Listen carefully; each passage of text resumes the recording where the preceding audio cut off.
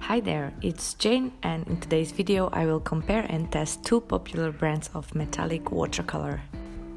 The smaller palette is made by Kuretake. It retails for about 15 euros on average, and the larger palette is made by Finetech and retails for about 25 euros on average. I will be using a white and a black paper to swatch these sets and see if I find any differences. By the way, both sets were sent to me by a wonderful local art store here in Slovakia, and if you are from Slovakia, I will leave a link to the store in the description of this video so you can find both these sets in there. And the rest of you can find these on Amazon or Jackson's Art Supplies.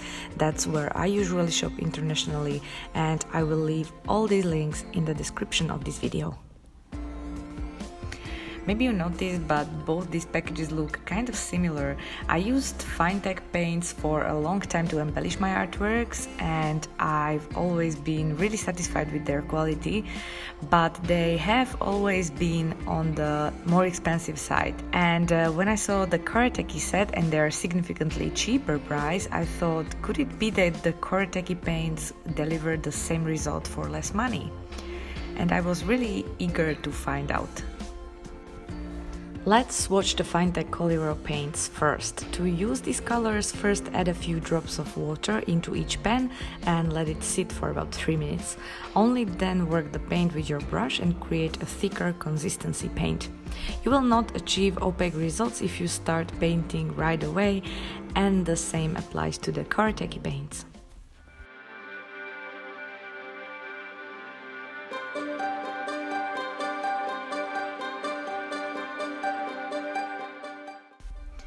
I swatched both palettes on white and black paper to see how opaque they get and how does the color stand out on different backgrounds.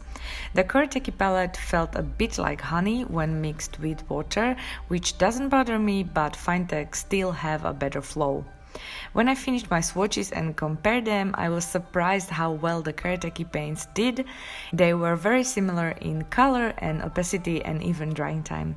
I was a bit disappointed with myself that I didn't research this earlier, because I could have saved a lot of money using this palette from the start.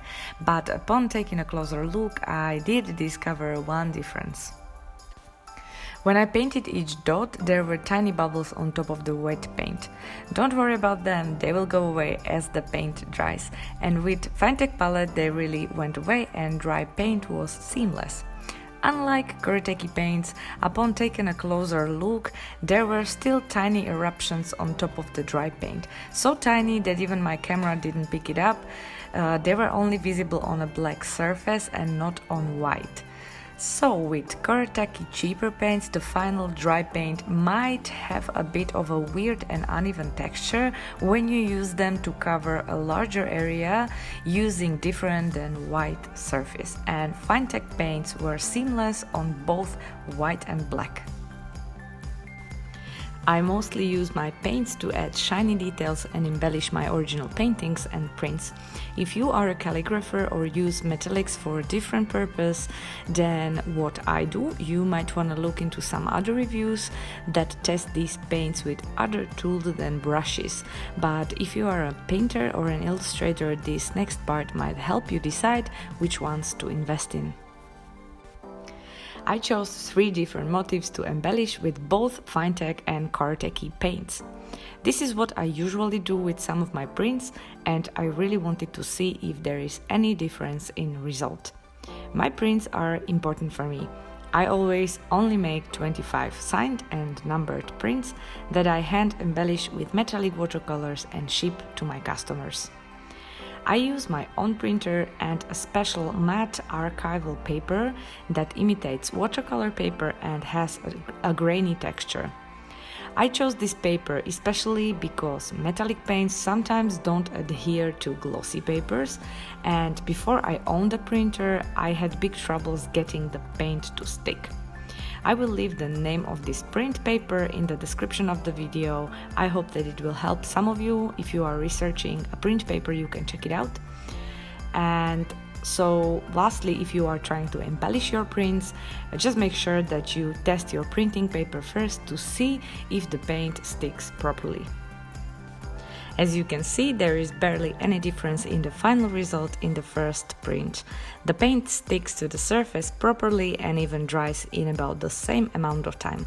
So let's see how it will do in the second illustration, which is my koi fish. This second illustration requires a lot of curved lines to be embellished and luckily no large areas of metallic paint. I didn't notice any difference between these two palettes here at all, and those large Kuretake pens are a bit more comfortable for this particular type of watercolor brush. And if you do like any of these prints, I recently made them available in my online shop with international shipping, as well as some of the original paintings.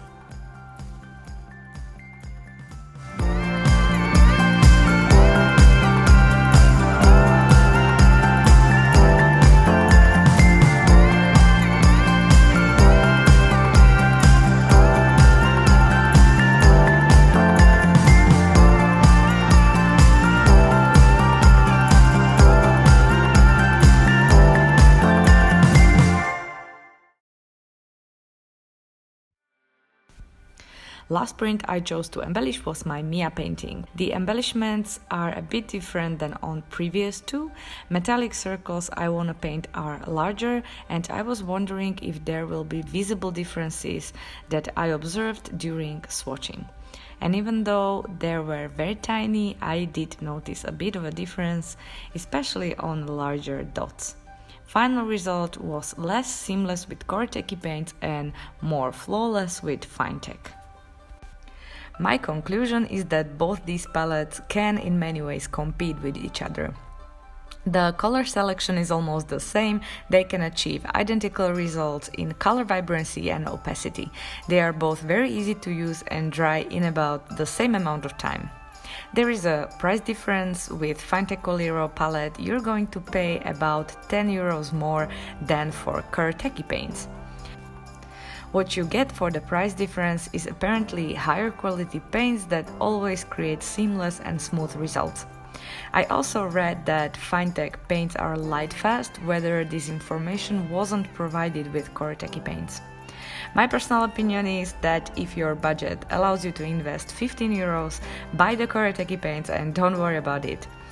I do sell my artworks and care a lot for the quality, and therefore I do have a budget for higher quality supplies, and I will save the Kuretake palette for sketchbook works and explorations, and will continue using Finetech as my #1 choice for originals and print embellishments.